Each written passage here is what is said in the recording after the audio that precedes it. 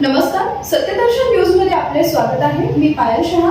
एक नजर टाकूया आजच्या ठळक घडामोडीवर। मनोज जरांगे करणार रखरखत्या उन्हात बसून अधिक कठोर आमरण उपोषण, सरकारला दिला कडक इशारा। मराठा आंदोलनाच्या मागण्यावरून आंदोलन तीव्र करण्याचा इशारा मराठा आंदोलक मनोज जरांगे पाटील यांनी सरकारला दिला आहे। आंतरवाली सराटी येथे आयोजित पत्रकार परिषदेत बोलताना जरांगे पाटील यांनी 30 तारखेपासून आमरण उपोषण सुरू करण्याची घोषणा केली। यावेळी त्यांनी सरकारवर तीव्र नाराजी व्यक्त करत हे उपोषण आतापर्यंत देशात झालेल्या आंदोलनापेक्षा अधिक कठोर असेल असा दावा केला। 30 मेचं जे आपलं आंदोलन आमरण उपोषण आपण ठरवलं होतं ते फायनल होणार आहे 30 मेला, परंतु त्याच्यात फक्त थोडा जास्तीचा बदल केला आहे आपण। ते आमरण उपोषण आपण फॅनमध्ये, सावलीत, मंडपात बसून आपण ते काय आणखीन सुविधा करून करत होतो ना। समजा सगळे तसंच करतात, मीच नाही तर सगळे तसं करतात। मला अंतिम टोकाचं आणि कठोर आमरण उपोषण करायचं आहे। रखरखत्या उन्हात मी हे उपोषण बास टाकून करणार आहे।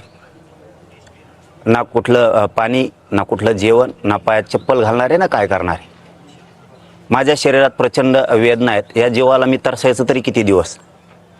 त्यामुळं जे होईल ते होईल। उष्ण घाताचा बळी गेला तरी देवेंद्र फडणवीसांमुळे गेला, सरकारमुळे गेला।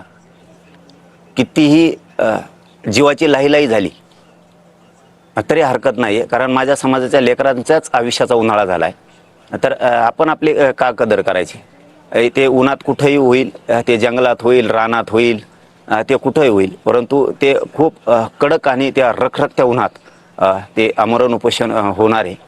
आणि त्या भूमिकेवरती मी आता ठाम आहे। आता शेवटी त्याच्यात किती त्रास होणार आहे, किती जीवाची लाहीलाही होणार आहे, किती कडक ऊन आहे, किती त्रास आहे, किती त्या वेदना होणार आहेत, याचा मी कसलाही विचार करायचं नाही ठरवलेलं। मी आता माझ्या निर्णयावरती फायनल आहे, कारण हे सारखे सारखे उपोषण करून सुद्धा माझ्या जीवाला इतक्या वेदना आहेत आणि इतका त्रास आहे प्रचंड। एकदा कुठंच ते तुकडा पडू दे, सरकारचा तुकडा पडेल नाही तर माझ्या जीवाचा तरी पडेल। या भूमिकेवरती मी फायनलच आता आलेलो आहे की आपण किती दिवस आता हे असं करत राहायचं। सरकारनं किती दिवस शब्द द्यायचे आणि आपण किती दिवस त्यांना वेळ द्यायचा। हे सलग आता 3 वर्ष झाले हे आंदोलन सुरू आहे।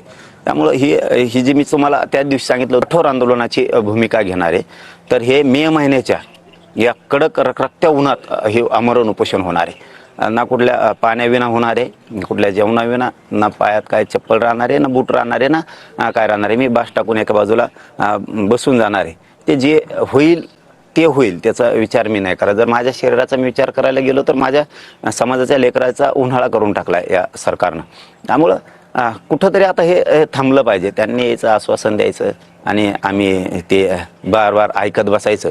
एकदाच होऊ जाऊ दे आणि हे झालं फायनल। याच्यावरती कुठलाही बदल नाही, काही होणार पण नाही। आणि माझ्या मराठा समाजाला विनंती की कुणीही अंतरवलीकडं तुम्ही येऊ नका, कारण सरकारनं मराठा समाजावरती खूप माया दाखवली की त्यांना ऊनच लागल, त्यांना विठीसच धरायचं नाही, म्हणजे माया दाखवली।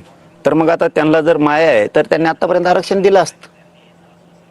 म्हणजे ही डाव आहे मराठ्यात संभ्रम पसरायचा आणि हे करायचं। आता हे मला नाही वाटत की देशात असं पुन्हा आमरण उपोषण कुठं देशात झालं असेल आणि इतका कठोर पद्धतीची कुठंतरी निर्णय झालेला असेल की हे मी माझ्या मनानं म्हणत नाही, पण देशात मला नाही आठवत की असं इतकं टोकाचं झालं असेल आणि ते टोकाचं आता होणार आहे।